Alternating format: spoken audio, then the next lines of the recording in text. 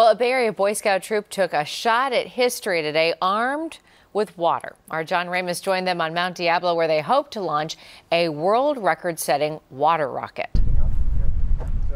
The day started with high hopes and lofty ambitions. Boy Scout Troop 227 of Walnut Creek has been working for 2 years on an air-powered rocket big enough to win a Guinness World Record. We put our minds to it, and we have the right manpower, and that we know that we can do this. Made out of 700 plastic soda bottles, the rocket measured over 26 feet long, nearly 4 times the total size of the current record holder. And as the troop made its final assembly, some wondered if such a thing was really possible. I'd give it about a 40% chance. If it gets up to pressure, because it's going to be leaking the entire time. But the man behind all this, troop leader Tony Zavanelli, was a lot more optimistic than that. Taking off, 90%.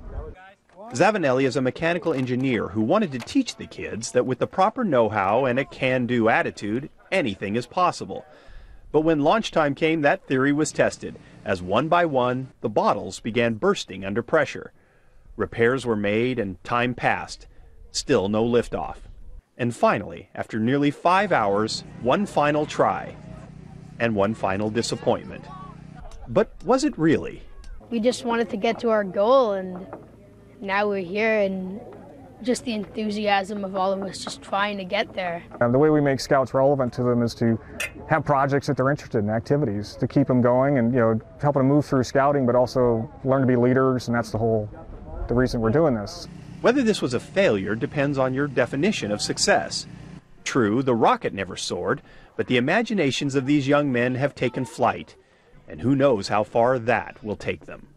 In Walnut Creek, John Ramos, KPIX 5. You were out there. I was out there for about an hour today. I was hoping that they were going to launch it while I was out there and of course, get it off the ground. A neat group of young men. Well, are they going to try again? I don't know. I mean, I'll have to get in touch with them and find out. But it's those young men were very involved in it, and they had their safety vests on, and they had a lot of protocol. And 5 hours, and they just kept leaking one. Yeah, well, that's the whole part of the science thing, is that you do it, it doesn't work, you go back, try it again. Next time you can advise them.